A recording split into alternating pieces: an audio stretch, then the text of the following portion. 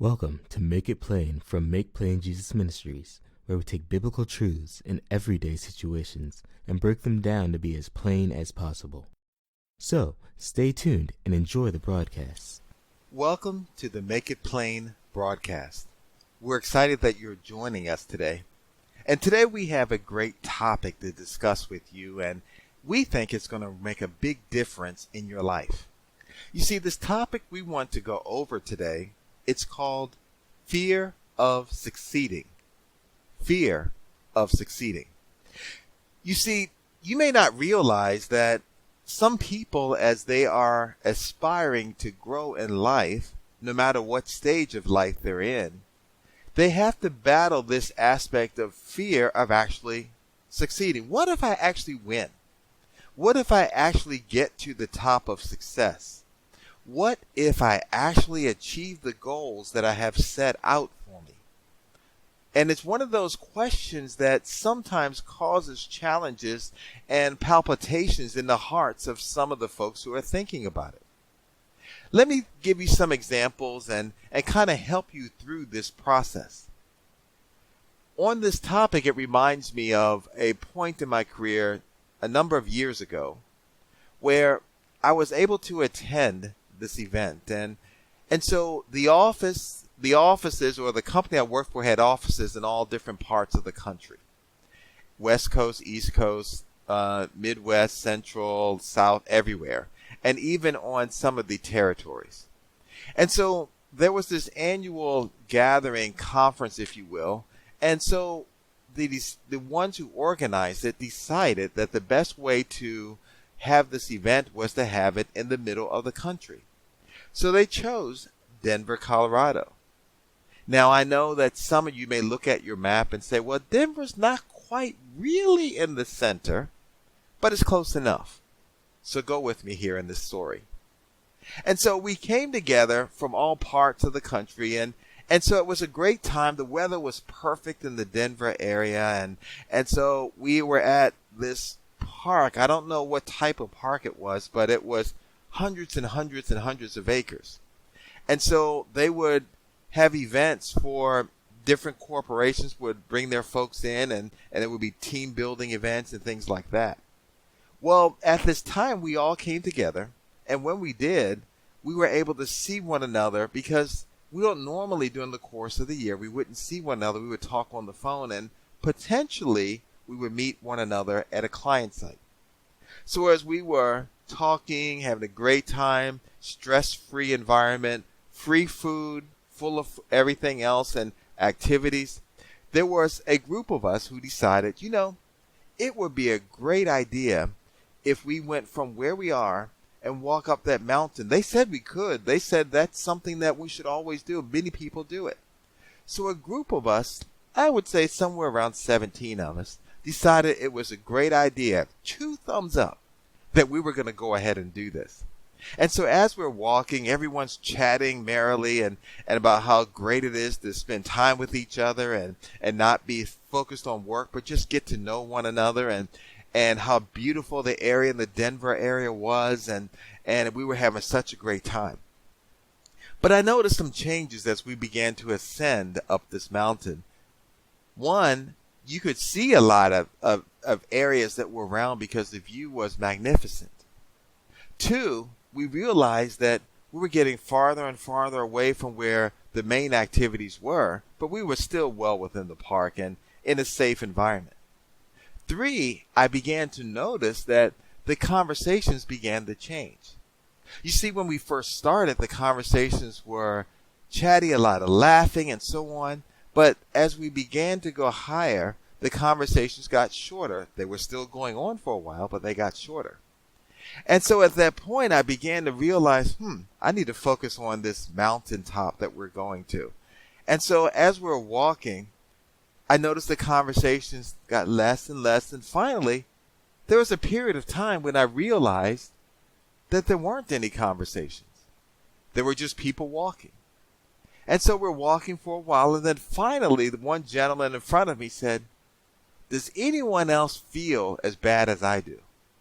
You see, the problem was, not only did we start out at a higher altitude, keeping in mind that many of us came from the East Coast down south and the altitude wasn't the same, but yet we were going higher and higher. And when I turned around and looked, again, we started out with around 17 people. But when I turned around and looked, there may have been 7 of us. Somewhere along the way, 10 people quit. They just stopped. And so we finally got to the mountain top after a while. We barely got to the top and we all fell on the ground, trying to catch our breath. And we were on the ground, trying to breathe heavily, just trying to get enough oxygen in our lungs, because now we were at a much higher altitude. We thought it was beautiful, but we were so exhausted because we couldn't get enough air. And at that point, we reached our goal, but it was painful. And only 7 of us got there. The other 10 fell by the wayside. Eventually, we got enough air in our lungs so that we could stumble on down the hill. And as we finally got down the hill, the mountain, and got closer to where all the festivities were, everyone was waving, cheerful, drinking, doing everything else, and wondered why we looked like we were exhausted. And in my mind, I was thinking, see, you guys quit. You didn't go all the way up, but we succeeded. I tell you that story because it applies to this whole thing about fear of success. And within fear of success, there's a battle that goes on that all of us have. And for some folks, it has a major impact. For others, we just brush it away and just keep on walking. You see, when you have that fear of success growing inside, the closer you're getting to your goal or your success, you're getting to the point of, now all these fears come in. And we want to talk about just a few of those things and just help you through it all. But before we do, let me give you one other account. And then everything else, I promise, we'll keep on rolling. You see, there's this account in the Old Testament of the children of Israel when they were wandering through the wilderness and they were going to this promised land, this land flowing with milk and honey that God himself had said that this was for you. And so they're getting to this border and the leader, Moses, said, I want to send some folks to spy out the land. So 12 of them went. And they went through all the different parts and they began to see the beauty of the land. They began to see the fruitfulness of the land. In fact, they ended up getting this plant that had grapes on it that was so big that 2 people could carry it, that they were getting pomegranates and other things that were beautiful. And they brought all this fruit back. And they were at this point, they approached Moses and the congregation of the people and they wanted to give their report. And they said, well, how was it? And their response was, it was really beautiful. It really was flowing with milk and honey. The fruit was wonderful, juicy. It was amazing. All these other things. Of course, I'm paraphrasing. And so they were given that report, and all of a sudden I could see the eyes of the people saying, yes. And then they said, but we can't take it because there are giants in the land. There are others that are there, and we can't overtake them. We can't do this, and we don't look right, and we don't have the strength. And in their eyes, we're like grasshoppers. And even in our own eyes, we were like grasshoppers, and it's just not worth it. We just can't do it. But then there were 2 of them that said, not so. Of course we can do it. We'll do it right now. Let's go. We're more than able to do this. You see, the success for them was getting to the promised land because it was promised to them. But they had fear of success when they heard the report, and they had a choice about whose report they were going to believe. Let me fast forward to our lives today. And for everyone who's listening to me, you still have these challenges. The question is, how do you deal with them? How do you deal with the fear of succeeding?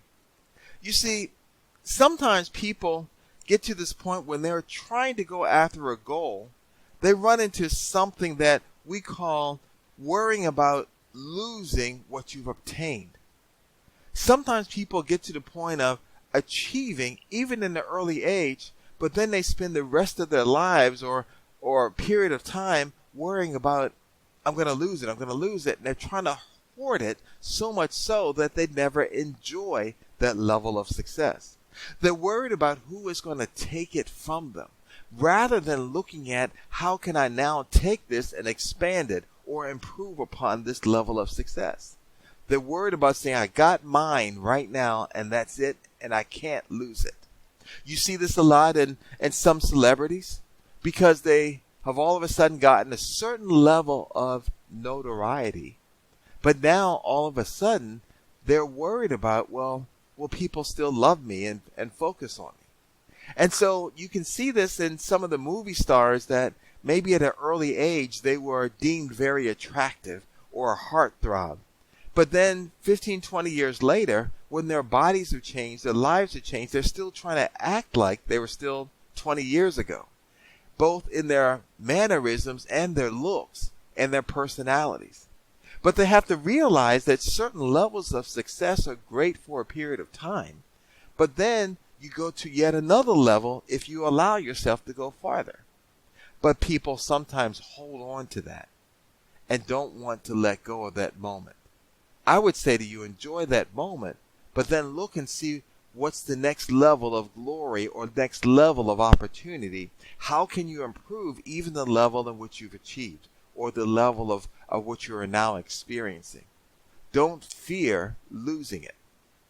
The next thing I want you to know is that there's this other challenge that people have, and you could see this occurring when we saw the account of the children of Israel when they were spying out the land. You see, we go into these new opportunities and we have this challenge where we don't always know if we fit. We don't know if we're really supposed to be there. We don't know if we are the right material. And so because of that, we run in our minds that we can't be the same as the others or have the same abilities. Therefore, we must quit while we're ahead.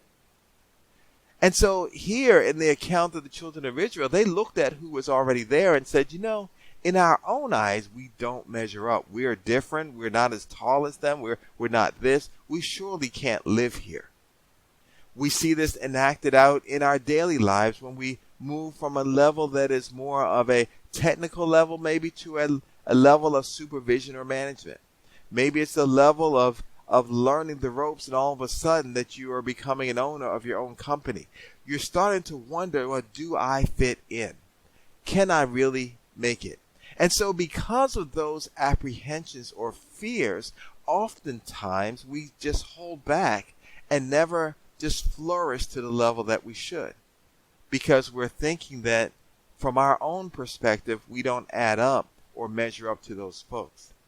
But what we forget to realize is this: all of the folks who are now at certain levels, whether it's management, whether it's ownership, whatever it is, whether it's popularity, they started out somewhere and they weren't even in that group, but they persevered to get to that level.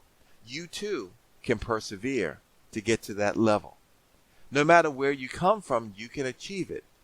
And if God is with you, there's nothing that can prevent you from achieving what it is He has planned for you, unless you decide to turn away from it. So that fear of not measuring up, you need to do away with and see in what I call God lenses or God glasses, so you can see who you really are, that you're able to do these things. Another type of fear that people often come in contact with is not knowing what to do or how to act if they get to that level. Because if you're an analytical person, when you're looking at a goal, you're thinking of every step that has to be taken to get there. And in your mind, you're saying, well, I need to do this for a certain period of time. Then I need to switch over and do this for another period of time, and so on until you get to that mountain top. That's great. But then at some point, an alarming thought comes to you. It's like, but once I get there, how do I act? Is my personality the right personality? Do I need to change? What don't I know? And you start just panicking over the worries about what you don't know. I want you to understand that if you're able to get to a certain level, then you have the tools that you need. You have what you need to make it a great experience. Now, once you achieve a level, you don't just stop. You learn even at the mountaintop. You learn how to breathe deeper, like I had to when I finally got to the top. You learn how to use your strength wisely, like I had to, in order to stand up after I got to the mountaintop. You learn how to carry yourself both at the high level and even as you come back down and experience just telling folks what it was like at that level. So now you can transgress or just go from one point to the next. You can just do that without much of a challenge. You see, you look at those aspects of it, and then you begin to say, I can do this. No matter what is surrounding me, I can still make it. Don't let your past failures or anything else dictate whether or not you can make it. Think it through, understand what's involved, and then put everything into it so that you can now make it to the very top. And then other times that people fear or have failures is because they don't understand their own value. You see, because I've been able to go up that mountain and then be able to come back down and tell folks what it was like, I now added value to that group and that discussion that didn't exist before, because none of them had been to the top. I began to understand that I had value to the group and even gave direction for those who may want to try after me. And so the value was there, and people began to come to me to ask me what it was about. It's the same thing in your work life, in your everyday life. You have value and perspective that you bring to the table at whatever level in which you are. And that value adds to the whole conversation. Utilize that knowledge, those experiences, good and bad, to help propel you higher and higher. Even if you just achieve another goal, maybe you are now a vice president, you've never been one before. And others may look and say, well, I've been a vice president forever. And what you do is you say, great, I am happy for you. Now I am actually learning so that I can actually add even more value. You now watch what they do. You watch the things they do. You learn from their successes and their failures, and you add your perspective to it. And now you're even able to add a different value point to the whole organization. That's what you do. Don't worry that you don't seem to look exactly like everyone else. You don't want clones of everyone. What you do want is someone who is able to add another good perspective and value to the conversation, to the organization, to the church, all of that. And so that's what's needed. You need to understand your true value, and that way fear of succeeding will not rest upon you, because you realize that you do have value and God is with you, therefore no one can be against you. When you look at it from that perspective, then it's a good thing. And lastly, sometimes people have a fear of success because they realize that success takes effort. When we were climbing up the mountain, remember, in that account, I told you that we started out with somewhere around 17 people, but maybe only 7 of us made it to the top. Part of the challenge was people realized that this was work.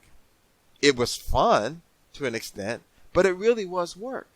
And as we went up the slope to the mountain, the air got thinner and thinner. So many people turned back because they didn't want to work that hard, to work on their breathing and all the other things that needed to happen. And the other reason I didn't tell you this part was along the way, people heard this noise and we looked, and off the path slightly was a rattlesnake. But fortunately, we didn't get close enough for it to come. But once they saw that, I think people had second thoughts. They didn't want to achieve it because there seemed to be obstacles not only on the ground but in the air, and they said it wasn't worth it. We just decided that we would continue going forward because the folks that managed that facility told us that we would be fine as long as we stayed on the path. And that's what I did. I pushed, even though breathing got harder, but I had a goal in mind. What's your goal in your life? Don't let fear of success prevent you from achieving that goal. In order to live life fully, you need to experience new things. But the only way you can experience new things is if you push a little harder. and go a little higher.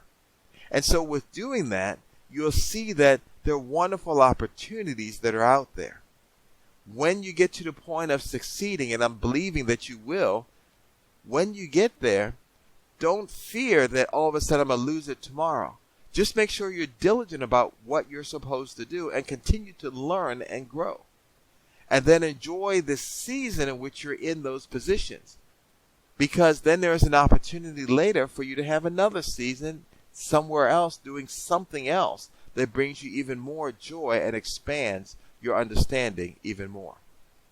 So hopefully this has been helpful for you as we've been making it plain.